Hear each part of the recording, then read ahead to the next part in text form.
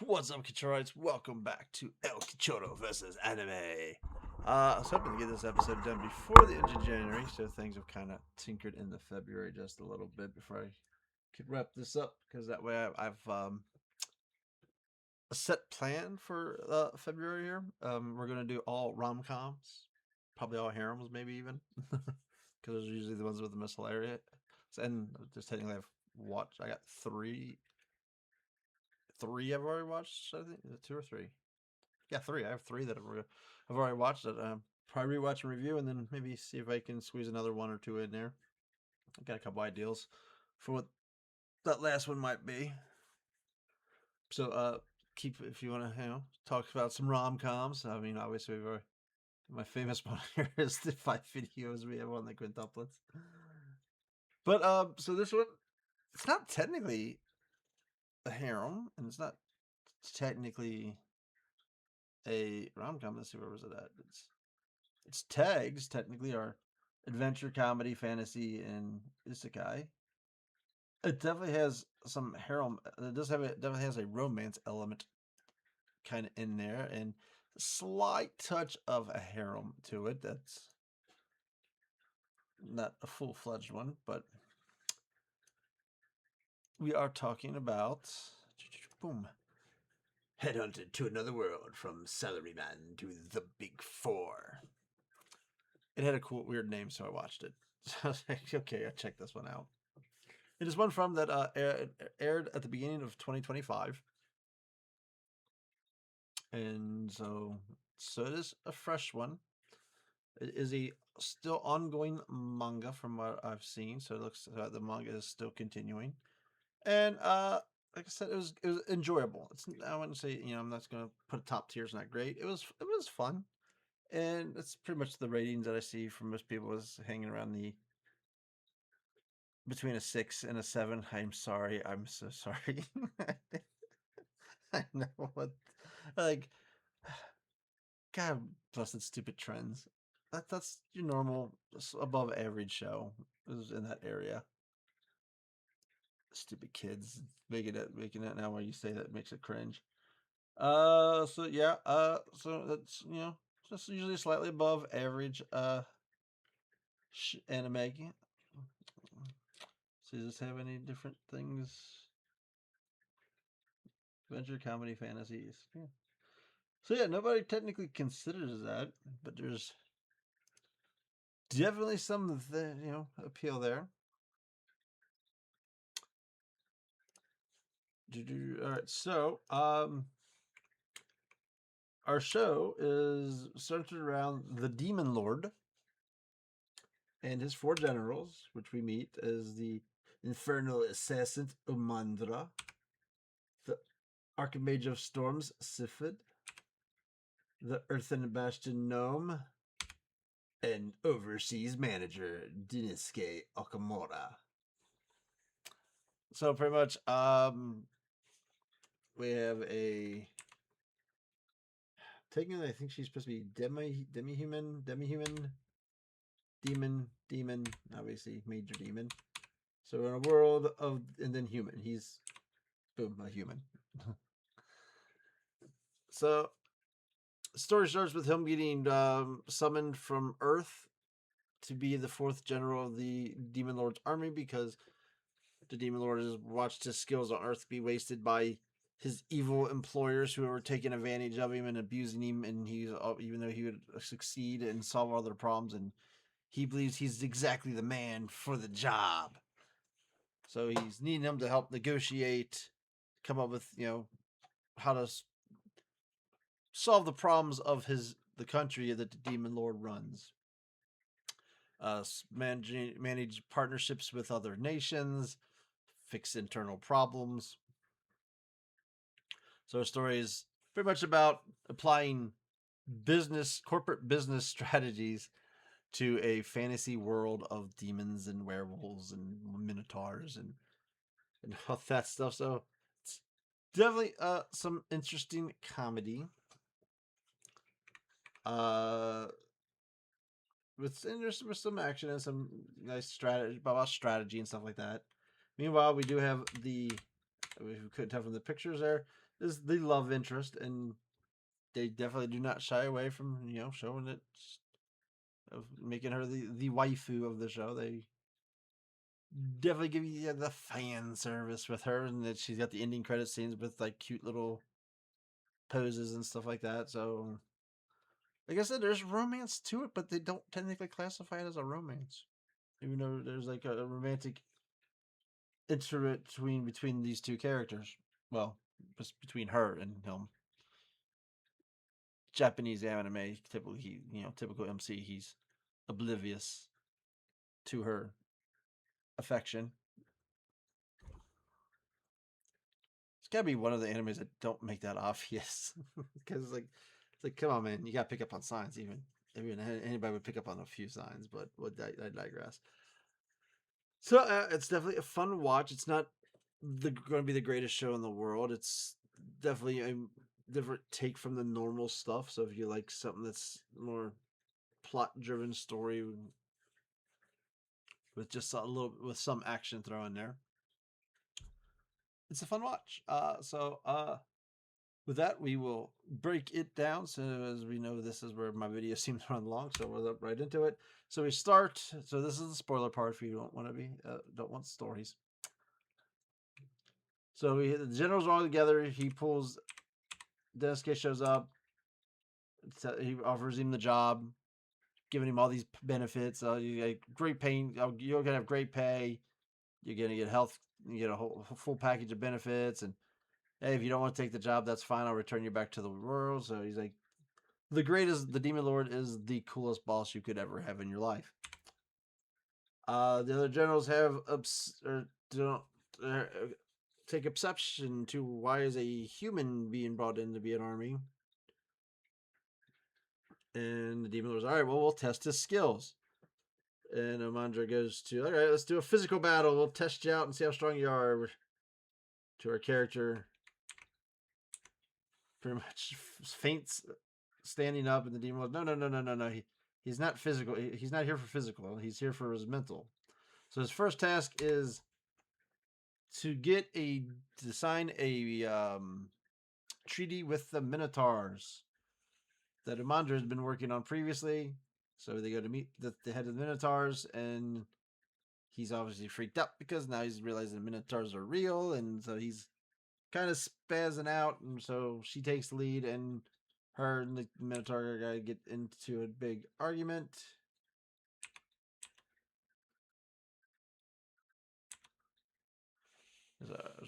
See what I took pictures from. So they get into a big argument. So they're realizing that they don't sound like the negotiations are going well. Throughout the season, he has this thing where he goes to this daydream world, and he has this place he goes into his brain is where he's in a bar, and that's where he does a lot of his deep thinking. So he kind of reminds him of a business situation he had before, where somebody would always say no to everything. So the next day, we see him going to meet with the Minotaur because he has a plan. And the Minotaur brought all this hay with him, and they collected all the hay, and they put it in a bin outside, thinking it was trash. And he kind of had a feeling, he kind of realized it was something else. So he took the hay back in, and he goes in to meet with the Minotaur. Next thing you know, Amandra's all worried that something happened to him. So she's looking for him. She goes in there, and there's hay all over the place, and no one's there, and she's freaking out. And then here comes Densky. He's like, oh, he's the Minotaur's. He's making the final deal with the Demon Lord. So he pretty much says, is where he does his plan. Well, the research was that he brought the hay with him because that's what he likes to sleep on, because he knows he's too big to sleep on the furniture of his host. And so he's cranky because he's been sleeping on the floor. And he thought you were bartering with him, so he was doing the no, because he thought it was just normal negotiation techniques, and he thought everything. So it just shows how he used his brain to make the deal. In doing so, that's where she gets on his side, and there's a little tent where obviously where the girl's starting to fall for him a little bit, but not when to believe it herself yet. But she felt wrong for not believing in him, and so she comes around to believe on him. The next episode, we see him trying to go around meet the other generals. He goes to meet Syphilis. I can't even say the name. But His assistant Belinda meets him at the door, saying that oh, he's not there right now. He's been gone for a while, and she'll pass the message on. But before he can go meet, well, he ends up meeting the other one anyways. But before so, Amandra comes because he has been given another task, and is to go make a deal with the ogre tribe that's been causing some issues.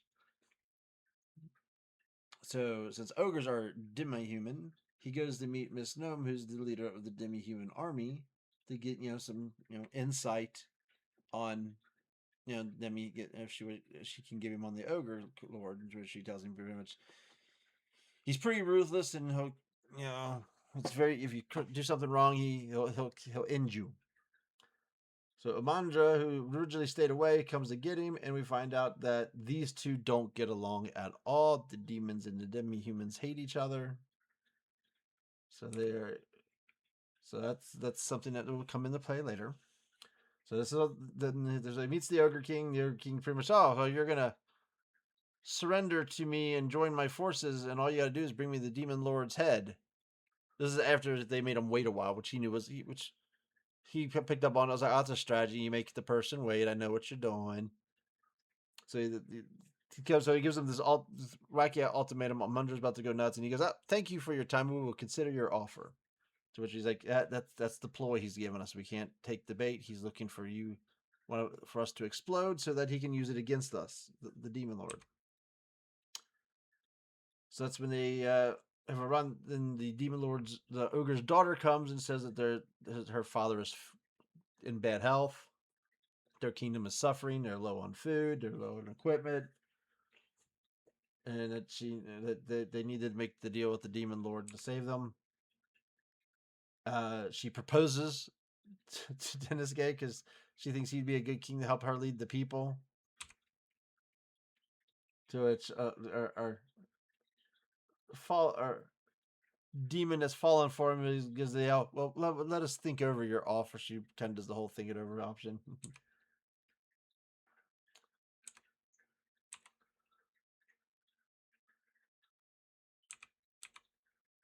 All right, so he works out a plan.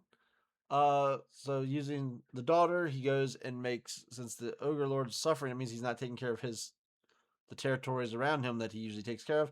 So he goes and makes deals with all those territories that aren't getting supplies from the ogres, and that the demon lord will supply them. So that way they will join up with the demon lord army. So he's taking all their territories. And partner's like, hey, we did it with the permission for somebody from your village. So it's like we didn't break any rules. And then instead of having wording it as the ogres joining the demon lord, he words it as we'll form an alliance together. Because like it's the same, it's the same thing. It's just a different title. So he overcomes that, and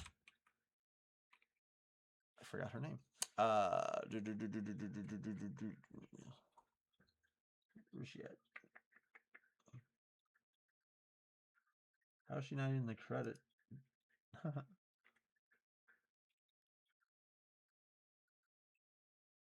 I bet she's not even one of the supporting. There she is. Ooh, that's it. I was looking for her. She was like hidden in the character. She's like main character, one of the big characters in the show.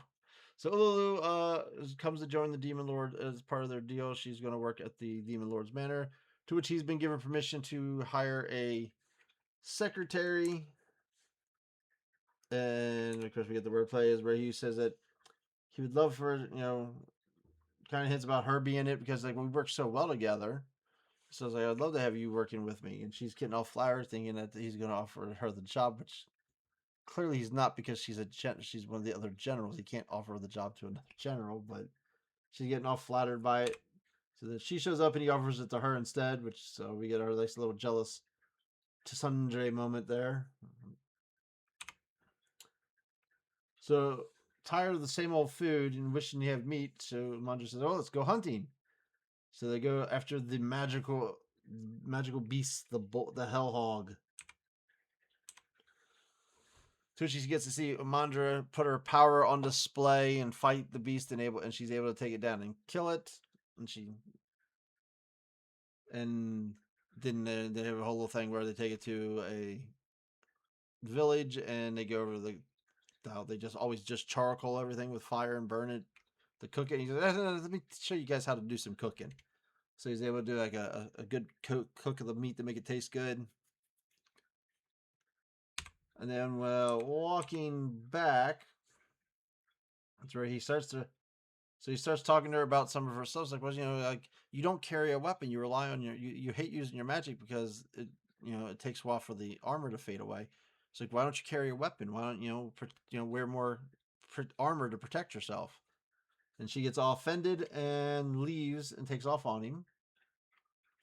So then the next episode is about him trying to figure out, okay, what's the difference? So we see where she's talking to Ulu and she's kind of trying to give her the human perspective on things, on the way that based off of what humans will view the way she dresses. Where he does some research of his own and finds that all demons pretty much are scantily clad, showing off skin, and he does some research and finds out that demons take great pride in how their physical physiques and showing off their bodies. So he's realizing that telling her to put on more clothes is insulting her, trying to say her figure isn't pristine, and she, pretty much just an insult to demons. And she's also being taught, learning at the same time that, well, humans used to when people wear, more covering, and less covering kind of makes you look a little sleazy. So they remember it and they make up. They come to an understanding that there is a cultural difference between each other. And the demon lord gives him a magic crystal for his good work with getting the two treaties. So, as the hero, as the good leader he is, he gives the crystal to her as a thank you because she helped him with both of those missions. Unknown to him, as everyone else is freaking out about it, is that's a proposal in the demon world. So he kind of just made a proposal to her, so she's flipping out about it, and he's not quite sure what's going on. So for his next task is to try and figure out, something about how to bring magic to the people and figure out a way for magic stones to be used for everybody. So this is where he has to work with Belinda, who we actually find out is the Slifoid. Yeah. Let me just look at her name again. If I see it, I can pronounce it. I'm trying to. It is. I know Num's easy. Names. Sliffid. Dr. Slifoid. So it finds out that that's actually her, and that she just wears the costume so no one will. So that way, no one will recognize it's being her, so she can slack off outside of the costume. And there's this weird back and forth at least in the English dub, where they kind of go back and forth on referring to her in her costume as a male and a female. So sometimes it's Mr. Syphilis, sometimes Miss Syphiloid. So it's about encouraging her to come up with a way. So her and him worked all night to come up with a method on a way to use the magic crystals. So they come up for people to use, that any person can use. Which leads to an interesting part with Amandra because she thinks he's spent the night in there with her. And then when next morning she finds out she's wearing her costume, like, we were working together. What are you talking about? So they go to test it out because there's these giant birds that are rampaging towns. So they use the magic crystal that they come up with, which is that right there, to shoot fireballs at the bird. And it kind of distracts, but it runs out of juice quickly and breaks. But when they activate it, it makes a noise. And what they found out was the noise drives away the magical beast. So they found that even though it has limited use for casting fire magic, it does have a different use. So they've decided. So he came up. So they're going to mass produce these crystals as a deterrent for magical beast. So after that, his next task is he wants to go on the active instead of being given tasks to complete. He's like, I want to go work on figure out problems we're having and fix them myself. So he invites Simandra to take him to the marketplace so he can, just get a feel for, how business and stuff's are run. Of course, she mistook it as a date at first, so she was kind of upset. So while there, they run into Gnome, who's also in the marketplace, but they also come across these nice people who have like a kind of like a cheese shop kind of thing. And that they had a merchant that said that he wanted a huge order from them. And then he backed out after they made the order. So they have all this product that's going to go bad and they need help in selling it or it's going to put them out of business. So now he has to come up with another plan. So he comes up, does some research with other shops and he comes up with a way to take the normal product and turn it into something new and pretty. And then there's also his holiday going around right there. It's kind of a holiday about lovers that went and joined, were forbidden to meet with each other, and then they end up meeting up in the middle of the night and riding a rainbow so they could to the moon or something like that. I can't remember what it was though. So they start using that story to create a like a commercial holiday, like a Valentine's Day, Halloween kind of thing, to promote the shop so everybody gets excited about. I don't know. Oops! Marvel Strike Force got in there. Forgot to check those pictures. so that works, and everybody goes and buys out all the stuff from the shop. And the thing they give Dennis K an order of it where he goes and shares it with Amandra, and they once again have another kind of half moment that he's obviously not, still not picking up on about making a wish and stuff like that. And then so while there, he also found, was looking at some of the goods, and there's these golden goblets. There's a male and female set. So he purchased them, and he gives one of them to Amandra, so she considers it, it's like a wedding gift. This is for our wedding. And unbeknownst to he gives the other one to the Demon Lord to show that, look, there's these solid golds coming here from this nearby country, and we need to find a way to trade with these people. So he goes to meet the king of that country, of the neighboring country. His name is Rampage, King Rampage. So at first he offers him these silverwares, which he just destroys them. It means he considers them an insult. And then he shows him the magic crystal. This is things like, well, I showed him a good product, a gift first that I know he's not going to like, but he's going to recognize that it was a valuable gift that still has value, even though it's not valuable to him. So then he can show him the big product that woo him even more. So to test it, he drops a croc, and the croc is able to.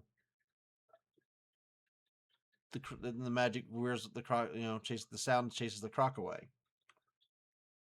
So the king's on board, so he orders all these. Makes a huge order, which they're all worried about because the production, that's more than they can produce. So he has to encourage Masifa to mass produce it, and then they come in. They've upped their order and they want it quicker, and so they're just making more and more demands on everything.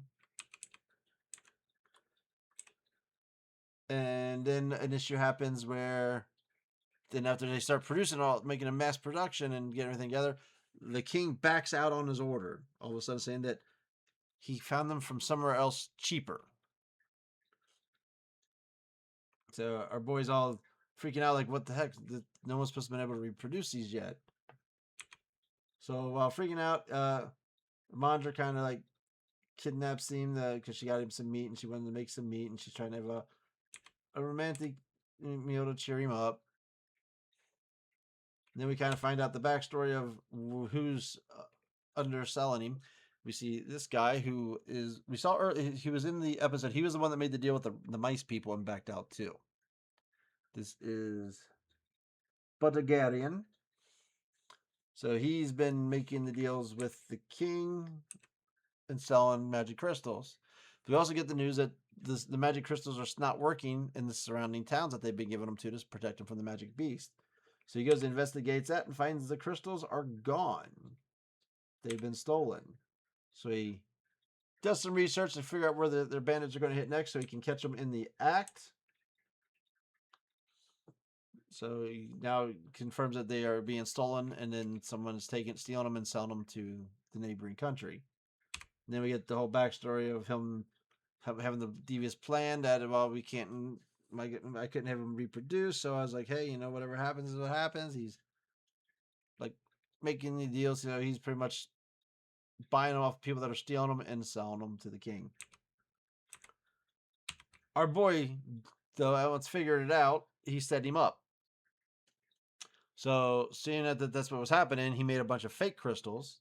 He put them at all the Saturdays, so the people that were stealing them stole fake ones and gave them to him to sell to the king. And then so the king's like, "Hey, you sold me fake goods, so you brought me these bad products." So pretty much they out him. The king's plan is to kill him and feed him to the Grok, but Dennis K interferes, and then makes the king mad at him. And then he goes, "Well, this guy's actually a very important trader. He's one of the traders that has special access to special resources that no other traders get access to." Because like there's use for him. Your country needs him. Our country could use him. So he spares him and says, so the king, finds, all right, well, lets him live. So that's where he finds out, Dennis kind of opens up. He brings his children to see him and says, all right, so here's the deal. No more funny business. You're now going to work for us. You're going to be our trader. Since you have the access, more access than I have. We're going to put you in charge of selling our magical crystals. So he agrees to do that since he saved his life so he could be with his children.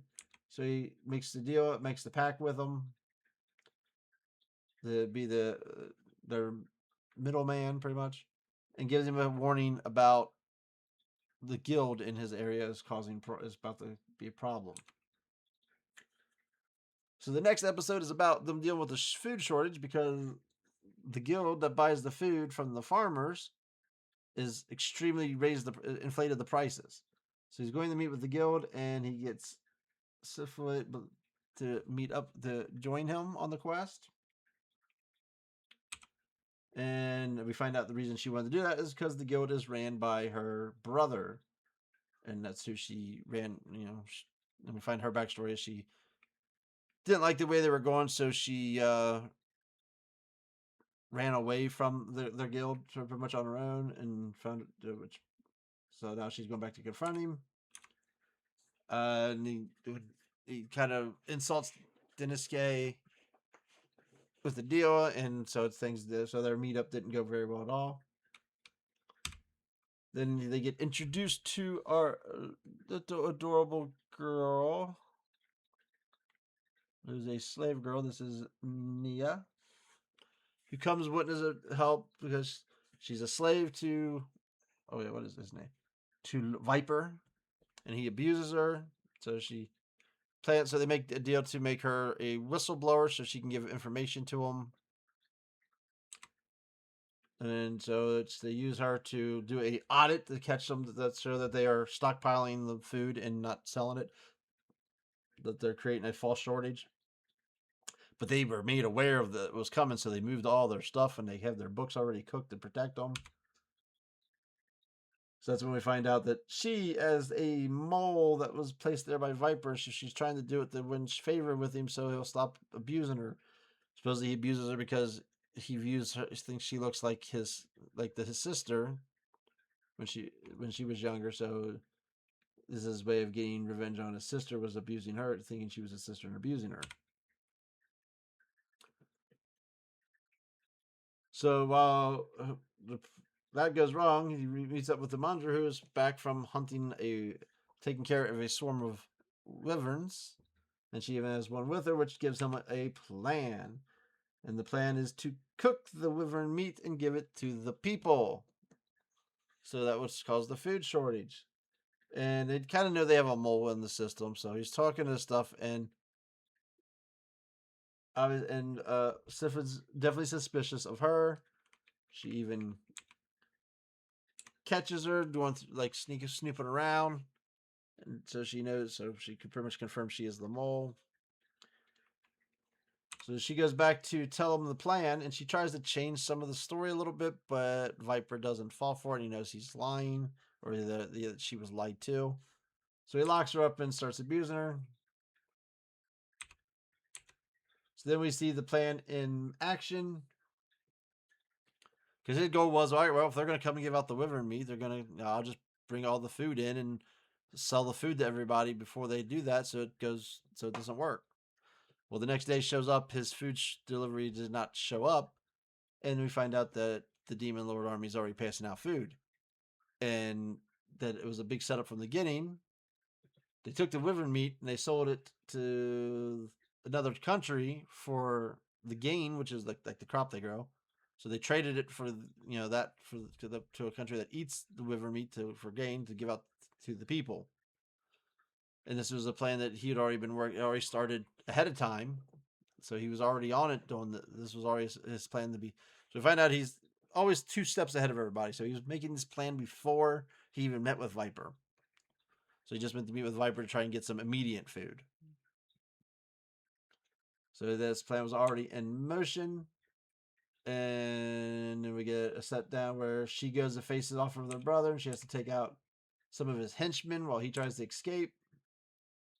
And when he tries to sneak out the back door, he's met by Nakamura and all the merchants who have now voted him out of power because they found out pretty much that he's been like doing some cheap, shady stuff. And Dennis K went inside and freed Nia and had her tell the people what all he's done to her. And they're like, "Yeah, man, no, we like making money, but yeah, you can't abuse a kid, bro." So he goes to turn, and she shows up and defends Dennis Gay and injures him, so he can be arrested. In which he warns of something called the Calamity is coming. So he tries to also do the point where because the merchant begged for forgiveness, and obviously Dennis Gay let him, said, "Hey, let him survive." So he thought he's a softy. If I beg for forgiveness, he'll give me a chance.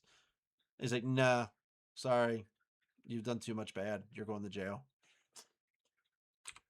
And then pretty much he brings in the girl to be his secretary and tells her about her parents were the ones that were because pretty much he had all the food like in wagons circling the town, and the first wagon crashed and tipped over, which is why the food didn't get delivered, and that wagon was on purposely turns out to be crashed by her parents who found out what was going on, and they did that to on purpose to delay the food. So now she works with me. Cool part about this, we have Ulu is now dressed in this is like the only time this happened too. So like there's one little spot in the episode where she's actually dressed in a business suit to match him. And she goes back to her normal outfit for the rest of the show. And then we see get the heads up of the Calamity, which is on its way. So that starts our final arc of the show. We've had all these little business and all this stuff. So the final arc is a war pretty much. So we get to see his war strategy. So they go to the front lines, the demon fort, where he views that the demon army and the demi-human army that's being forced to work together are butting heads, are not getting along. So they get attacked by a wyvern squad, and they're able to defeat it with mostly the help of Amandra being like the big powerhouse that she is. And then we see the scene where all the demons are chowing down, and they're getting evil looks from the demi-humans. Dennis K is obviously noticing this as well. So he meets Gnome on the castle wall. So she asks, say, "Hey, you were useless in the battle." I was like, "Well, physical strength is not my strong point." She's like, "I know. So give me your take on our situation." He says, "Yeah, you're going to lose. We're going to fall because it's going to fall from within. It's like we have infighting and people aren't getting along and leaderships, like everything's falling apart at the seams between the two groups, and that's what's going to cause them to lose." So they have to derive a strategy. So behind the nearby is a empty ghost town that was evacuated. So they go and visit it, check out the buildings, say, "Hey, well, this could work. These buildings are perfectly usable." So they devise a plan. The plan is to have him come out to be like the big spoken hero to give a big speech to pump up the crowd and kind of give like some of the ideals of his strategy he's come up with to try and get the teams to kind of work together. He's going to have the demons stay at the abandoned town, so that way there's a little bit of separation between the two groups, so they're not intermingled. So keep them separate, so they won't be doing any infighting with each other. And then the demi-human's job when the wyverns attack is to draw them in using their arrows to get the wyverns to come in closer to attack them, and then the demons will come flying in using their mobility, enhanced mobility, to get the kill because the demons have to be at close range to get the kills. So that works on the second wave. So they are able to defend out the second wave with no casualties or damage or injuries. You get a little fan service of Mandra taking a bath, and then she finds out that he's meeting with Gnome, who's kind of flirting. Like I said, there's Belinda or the Siphid flirts with him a little bit, and she's kind of starts flirting with him a little bit. So she kind of interrupts them there, like, "Hey, what do you think you two are up to?" And that's where they're saying that they're going to send all the women back home to the castle. They're just going to let them have some time, take them off the fort, because only their fort was being attacked. There's two other forts that were not getting attacked. So they make a deal to send the women back, and when that happens, the women all of a sudden attack the other two forts, and they attack the demon lord castle, to which the Mandra's the only one left there to defend it. So she's able to fend off the beast, but she overdoes herself with her magic use. So she drains herself of all magic power, pretty much laying her out. So her boy's staying up, not sleeping. He's trying to figure out the problem, and he either imagines it or the demon lord actually meets with him and says, "You need to sleep." He's like, "You're my strategist. I need your mind sharp." It's like, I don't have you here for physical battles. I don't need you to be ready to fight. I need you to be thinking strategies. And if you're thinking of strategy where you're not mentally rested, you're going to be bad, and my army's going to suffer.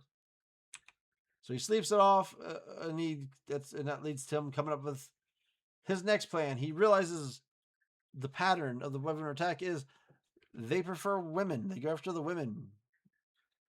Why doesn't exactly say why. There's the sense that the women are more nourishable.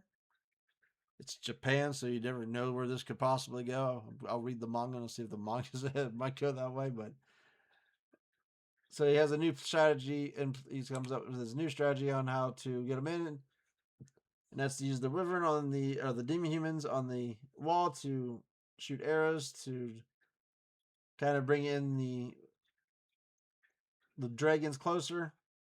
And then the demons are in behind that, and they have all the women centered compacted in a circle with all the male demons around them. So that way they'll come in to attack the women and get in range, and then everybody can lay them out with fireballs. So they're able to beat this wave, and they're like, "Hey, did we win? It's over." And then a big one shows up out of the sky that shoots Godzilla fire breath. And it's walking up, and so it's getting ready to squash. In this case, the demi humans were on the wall, so it's getting ready to crush Akamura, and boom, Amandra makes her return to save him. And she uses the only bit of magic ability she has with her to summon a new power. She uses that to take off one of the monster's arms. Gnome shows up and cuts off the other arm. And Sifid shows up and gives it a slash across the chest. And then all their powers combine for a death blow. So they're able to beat the big one. So now they're thinking they won again. And then, so they're thinking it's over, so we won. And he's like, something's not right. It's like, why were they were attacking the women, but they were kidnapping the women and not eating them on the spot. It's like they were taking them back to feed something, like how ants take stuff back to their hive. And then a mountain starts to move, and we get the ultimate boss. So the generals don't think they can handle it, so pop comes the demon lord to say, "Hey, this one's mine." So he summons giant meteors from the sky. The first one doesn't do the damage, so he makes it even bigger, and he crushes it, and all the survivors take off. Dragons fly away. So Densuke gets to tell everybody that since he was the commander of the mission that they have won. Gnome makes another little pass at him that she wants him. However, you can take that several ways. And then obviously Amandra steps in to say, don't you, he's mine. So the Demon Lord's starting to come up with a plan here. So our finale episode is he rewards all the generals with crystals. And he also tells Denosuke he wants to have a private meeting with him. So when they do, he has a talk about what do you think, what makes a king? Like a king's what's supposed to lead people. So then the demon lord says, I think you have the ability to be a king, and I think you should take over. Pretty much just wanting him to become a king, which freaks him out. He doesn't think that that's something he can do. So this episode's pretty much about a bunch of self-reflecting of him dealing with his inner demons that he don't believe in himself because he's been his employers have broken him down and made him feel like nothing.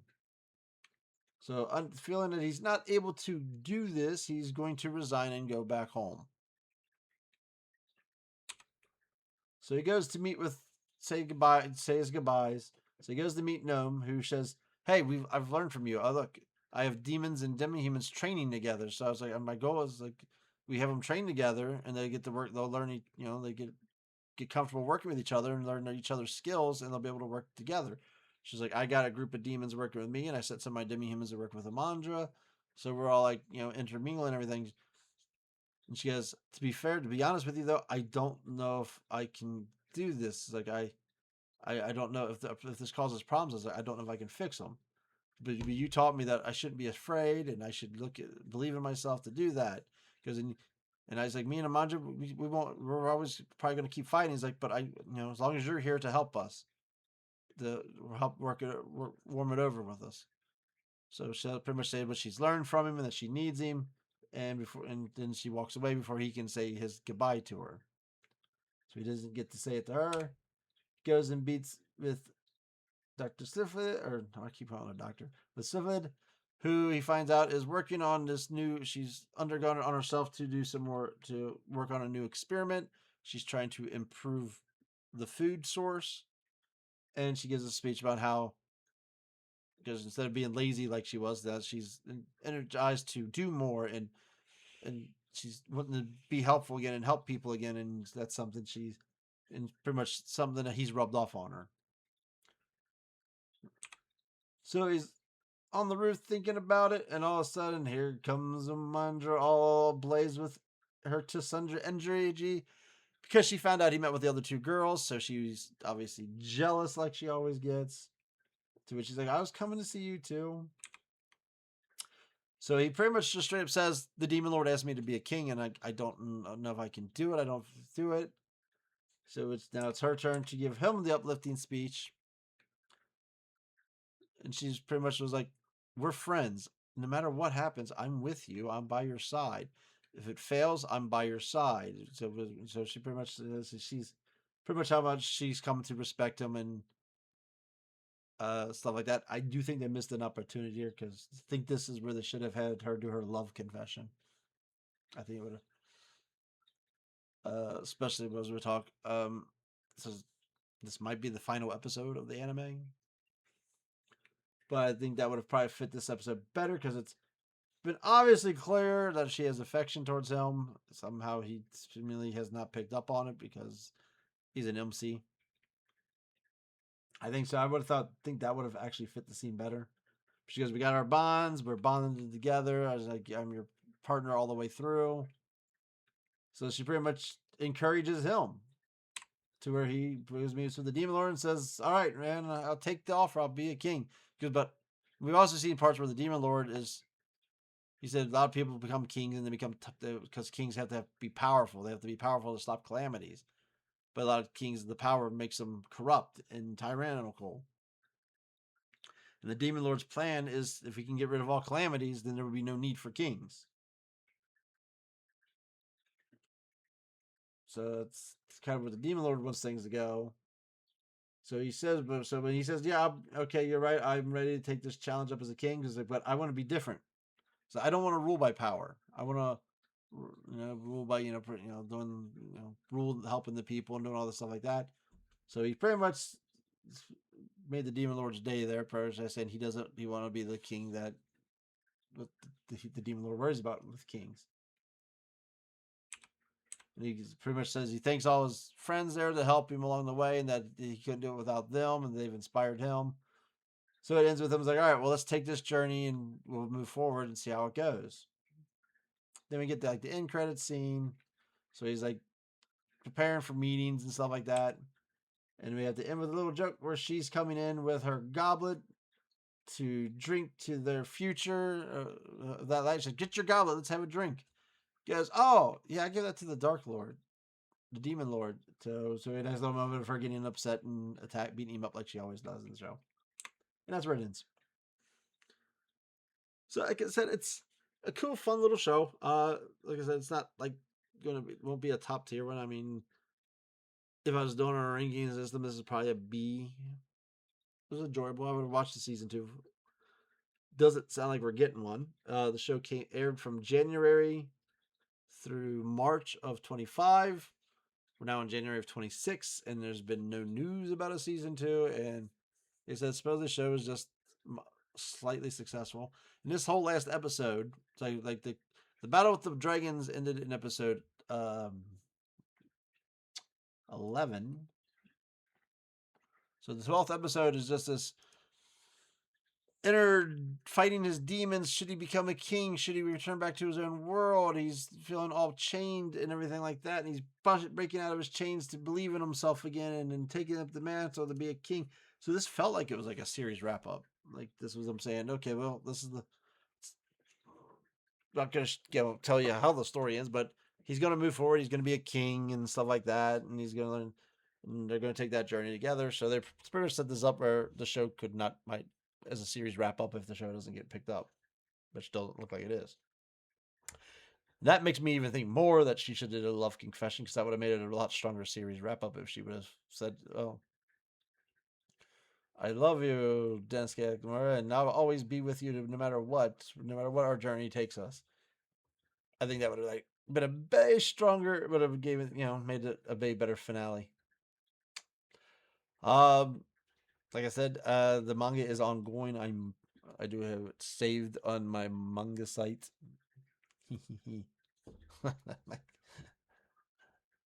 So I'll probably read over it and see if there's any big differences and kind of get an idea. So this might be one we might do a manga update for down the road of what was different or where it went.